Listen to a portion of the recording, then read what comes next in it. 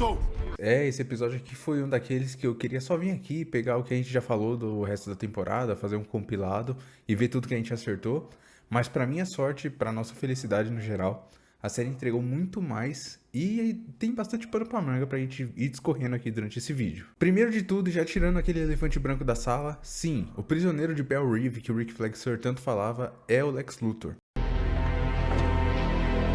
O Lex apareceu nesse episódio dando realmente o começo da ligação que a gente vai ter do Homem da Manhã, que vai ser o próximo filme do Superman, que eu acredito que ele não vai ajudar a Argus ali só por uma troca de prisão. Muito provavelmente não vai ser isso. E ele tá tendo dois passos muito importantes nesse momento do DCU. Primeiro de tudo, é o ódio dele contra os meta-humanos, né? Aquele ódio que ele já nutria desde o filme do Superman, agora tá muito mais aumentado, muito mais exacerbado. E segundo, ele tá fazendo de tudo para se tornar um parceiro em potencial dos Estados Unidos. Ou para conseguir pelo menos alguma coisa que estreite a relação dele com o pessoal lá do Colarinho Branco, da Casa Branca, do Pentágono, essa galera aí com os poderes políticos. E quando ele vai falar com o Lex Luthor sobre essa questão dos portais e tudo mais, ele pergunta pro Flag se é um poderoso, né? Se o pacificador é um poderoso. E ele fala que os caras goofies are not problem. Não são nenhum tipo de problema para ele, né? Esses caras que são só, entre muitas aspas, vigilantes, mascarados e com suas roupinhas espalhafatosas. And who gives a shit? Being goofy is no threat. O que me faz pensar em duas coisas. Primeiro, será que essa também é a posição dele sobre o Batman nesse universo? Será que ele vê o Batman dessa forma meio pejorativa também? E, cara, qual será que é o vilão de Man of Tomorrow, né? Porque, realmente, pra você ter o Lex se juntando com o Superman, tem que ser uma ameaça grande. Porque pra você fazer o cara sair dessa posição de ser tão inflexível pra trabalhar com o Superman, que é um cara que ele tá abominando até o último, é realmente um caminho bem longo. O que eu sei é que as conexões com Man of Tomorrow estão ficando cada vez mais óbvias. Óbvias não, talvez, elas estão ficando cada vez mais explícitas. Mas, de qualquer forma, a série não tá se tornando um dever de casa pra quem quer assistir o próximo filme que tem a conexão com o Superman. Isso aí é pra tranquilizar o Peter Jordan. Um outro ponto de conexão é que parece que o Sidney Harspen, eu nunca sei falar o nome desse personagem, que é o ajudante do Lex Luthor no filme, vai aparecer no próximo episódio meio que trabalhando com a Argus contra a própria vontade. Então, eu juro pra vocês que eu tô meio que torcendo demais pra que eles cheguem lá e falem que é o Ted Kord que tá fazendo isso contra a vontade dele. Mas provavelmente vai ser o Sidney mesmo, que foi o personagem interpretado por um dos amigos do James Gunn no filme. E que vai realmente retornar na série, né? Um ponto muito interessante que eu, acompanhando o que o nosso querido Hal falou, eu acharia muito, muito interessante se Ted Kord realmente aparecesse, dando uma ligação a mais com o filme do Besouro Azul, que fala que ele tá sumido e tudo mais. Naturalmente, poderia ser interessante ele estar em alguma dessas portas ou alguma parada assim, ou ele realmente só aparecer, ser um prisioneiro da Argus, não sei, algo do tipo.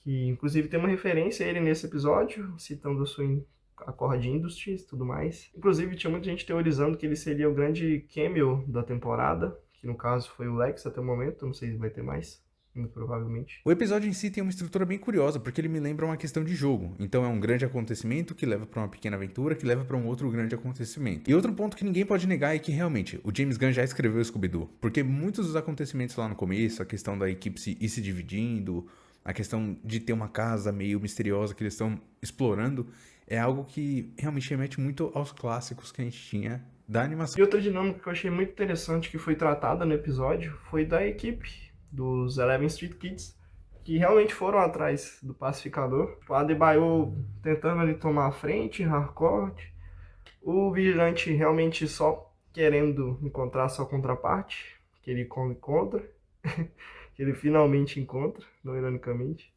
E nesse momento eu achei muito interessante, porque finalmente conclui todas essas piadas que eu confesso estava achando um pouquinho chato, que eram de tipo, meio que o papel dele na temporada tá fazendo só fazer piada sobre ter uma contraparte. Então acho que tava um pouquinho chato. E tem toda uma questão de tom que agrega bastante pra nós aqui, né? Então, enquanto no Scooby-Doo a gente tem essa estrutura meio parecida, aqui a gente tem um tom muito absurdo que é tipo assim, o Adrian Chase tendo que proteger os crocodilos da cidade porque ele tem um código de moral totalmente esquisito, que ele basicamente pega o dinheiro, pega a droga dos traficantes, mas não joga por aí. Ele tem esse código de preservar aquilo em algum canto que não vai fazer nenhum mal pra sociedade. E na boa, pra mim, essas passagens com o Adrian tornam ele o melhor personagem do episódio, assim, de longe, porque realmente Você vê que o Vigilante, ele é um personagem curioso, porque nessa série, quando ele tá escanteado, ele realmente é um personagem mais de background e tudo mais. Mas quando ele pega o holofote, você vai pegando várias nuances do personagem que dão uma alavancada nele, assim, em níveis absurdos. E o Fred Stroma é muito responsável por causa disso. Tá brincando com a minha cara! Não! Puta merda! Que nem Homem-Aranha! Espero que talvez ele tenha mais participações, tipo, específicas na série, que ele tenha mais papel em si. E foi um momento, acho que foi um momento muito interessante, porque mostra a contraparte dele sendo um dos Filhos da Liberdade, que é o que a gente estava teorizando aqui, que essa equipe que é contra essa supremacia da Terra X. E é um momento muito interessante para quem é nerd também, porque confirma Homem-Aranha, confirma Pokémon, confirma muitas coisas ali naquele universo também. E, assim, eu conheço um pouquinho do Vigilante dos quadrinhos. Eu li bastante dele na época de Arrow, né? Que teve um Adrian Chase lá em Arrow, só que ele realmente era um personagem diferente. E a minha expectativa era ver algo mais próximo dos quadrinhos. Só que foi algo totalmente diferente, porque ele foi igual ao da série mesmo. Então teve essa quebra de expectativa, e ainda bem que teve essa quebra de expectativa mesmo. O Vigilante dessa outra terra é basicamente igualzinho ao nosso, com algumas diferenças sutis ou nem tanto. A casa dele é igual, as fechaduras são muito similares, mas o pai dele, por exemplo, tá lá e tem uma revelação de que nesse mundo ele realmente não é algo que ele é no outro mundo. Ou será que ele é e realmente ele não expõe isso? Eles se encontram, tem aquele momento Homem-Aranha, eles discutem sobre Pokémon e tem uma revelação. O Adrian da Terra 2, supostamente, odeia o Pacificador e odeia basicamente tudo que ele representa. E se você reparar bem direitinho ali no cantinho da tela, você percebe que ele estava fazendo bombas para os Filhos da Liberdade, aquelas bombas que o Chris desarma em alguns dos episódios. Mostra que, tipo, ele é esse cara bobão, esse cara meio sem rumo, que a gente acompanha na série, várias piadas e tudo mais, mas ele parece ser um vigilante realmente muito bem sucedido, porque conseguiu coletar diversos itens de roubo, seja drogas, dinheiro e até coleção de ursinhos. Mas eu acho interessante que mostra que ele realmente vai além dessa vontade de ser um grande super-herói, ele realmente consegue ser bem eficiente no que ele tenta fazer. Quando eles entram naquela sala de dobra temporal e entram na mansão da tal Terra 2, por enquanto ainda era Terra 2 na nossa visão, tem um pouco mais essa questão meio Scooby-Doo, porque eles estão numa casa misteriosa, eles têm que se esconder do Keith, eles têm que fazer todos esses movimentos meio que sigilosamente, eles estão ali trabalhando em equipe, e aí acaba rolando essa dinâmica meio familiar. Mas ao mesmo tempo você vê que tem a Adebayo e o Economos ali como grandes protagonistas desses momentos, e você vê que a situação fica um pouco mais tensa. Porque apesar da Adebayo ser filha da Amanda Waller, bom, ela tá numa desvantagem gigantesca ali, porque é o August Smith, que é um cara que tem treinamento, e a gente viu que o Pacificador fez com o próprio Pacificador no começo da temporada, então já dá esse nível de tensão. E a gente sabe que o Economos, ele desde o começo fala que não é um cara minimamente apto pra entrar em nenhum tipo de combate. Esse é aquele momento do episódio que você fica tenso, olhando cada cantinho da tela pra ver se você acha algum simbolismo, pra ver se você acha a silhueta do Og, e você tenta desvendar ao máximo pra saber se aqueles caras são o que eles realmente são. Um ponto muito interessante de se pensar também é o Judomaster, que ele entrou lá, ele tá naquele universo e a gente não sabe onde ele tá. Então, não sei se vai ser mostrado nos próximos episódios, se realmente só vai ficar lá. Mas é interessante a gente pensar que tem essa pulguinha também atrás da orelha que tá ali pra encher o saco, que eu acho que é literalmente a função dele nessa série. Que ele vai estar ali pra realmente atrapalhar um pouquinho e... eu não sei.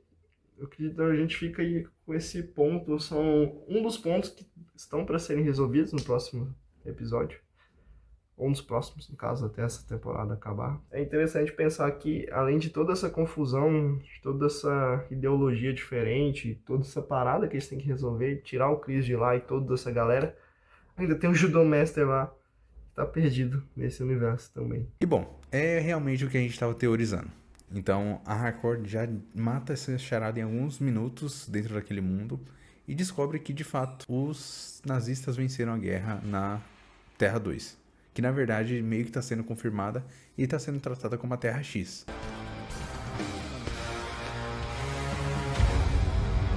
Fuck me.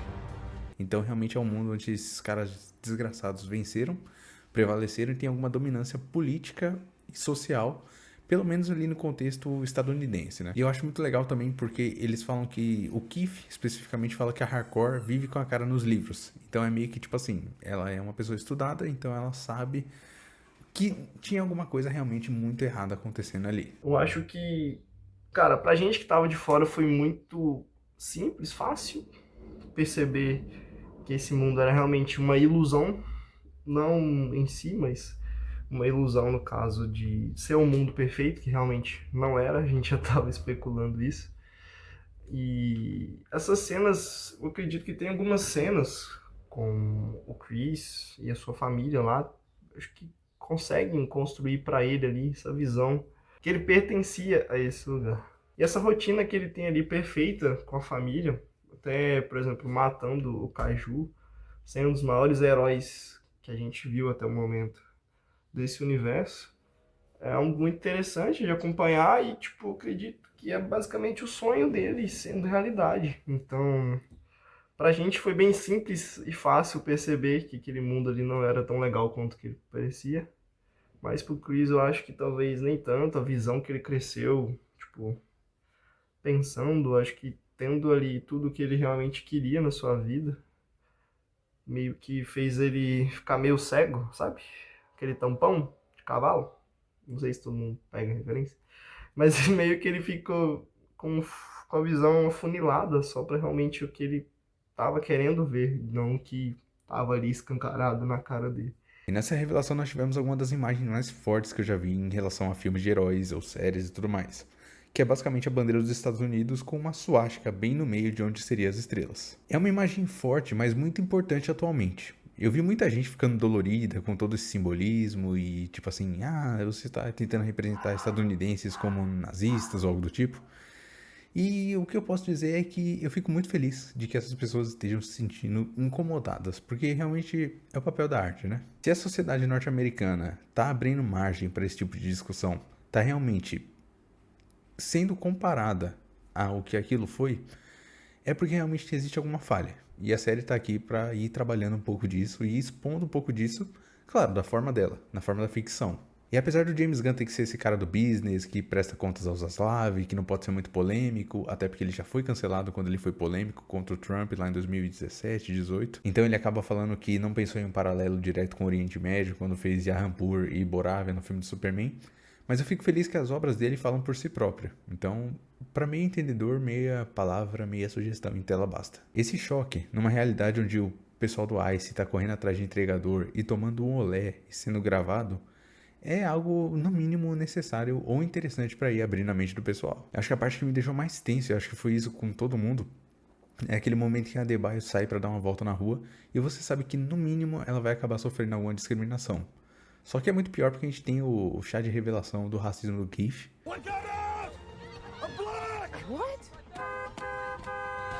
E é um momento em que ele fala que uma escapou. E tipo assim, brother, que impessoalidade é essa, tá ligado? Como assim uma? Como assim escapou de onde? É realmente algo que dá a entender que nesse mundo existem realmente campos de concentração modernos, alguma coisa do tipo.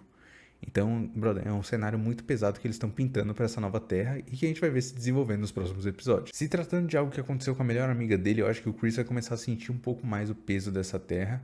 Ele até começa a sentir um pouco quando a Harcourt indaga se aquele é o tal mundo perfeito dele, né? This is your perfect world, huh?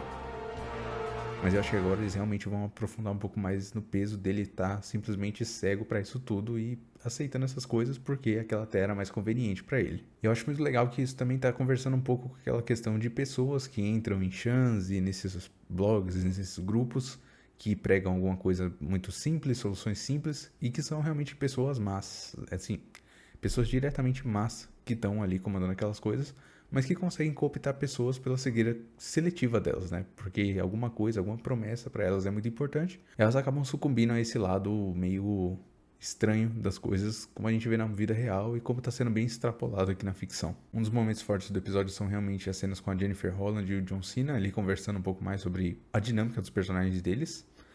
E é realmente um tapa na cara de quem só vê ela como uma mulher do Gunn, porque realmente tem muito talento ali acontecendo em tela. E o tabuleiro pro final da temporada tá basicamente montado. Então a Adebayo tá sendo perseguida, o Chris e a Harcourt vão ter que sair daquela instalação da Argus de alguma forma.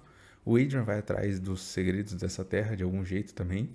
E a gente vai ver como que essas coisas vão se desenrolar no próximo episódio. Muito provavelmente pela visão do John, que foi pego ali pelo Aug. E eu imagino que talvez tenha algum mais segredo aí rolando por baixo. Talvez a gente descobrindo que ele é uma autoridade, alguma coisa do tipo nesse universo. O Economus eu acho que tá sendo um destaque dessa temporada, que ele tá realmente contra a sua vontade ali, trabalhando pra Argus e tudo mais. E nesse episódio ele quebra um pouco isso, indo com a equipe pra Terra X. E lá eu acredito que ele tá se sentindo um pouco meio desvinculado da equipe. Parece que ele tá meio sobrando, né? Não sei, tipo, talvez, não que ele vá morrer, mas talvez esteja aparecendo isso. Não sei. Tô teorizando um pouquinho aqui também. Mas eu acho que é interessante reparar porque ele ficou sozinho na casa no momento que o Aug chegou para pegar ele também, por exemplo.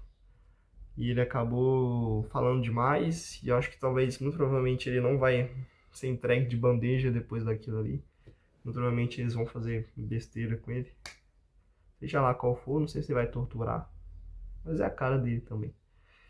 Então, acho que talvez mostre que ele tem esse papel um pouco específico, um pouco mais definido, um pouco mais afastado da equipe. Por mais que ele esteja lá também tentando se agrupar novamente.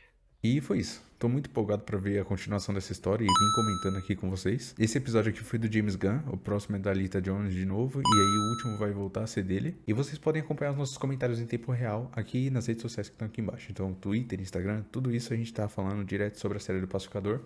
E, claro, a gente volta sempre com vídeo semanal aqui pra comentar um pouco mais com esses detalhes sobre a série. Lembrando que se você quer assistir esses vídeos também ou ouvir de alguma forma mais simples, tem sempre o nosso link do Spotify aqui embaixo também. E vocês podem nos acompanhar por lá também. Valeu, galera. Até a próxima.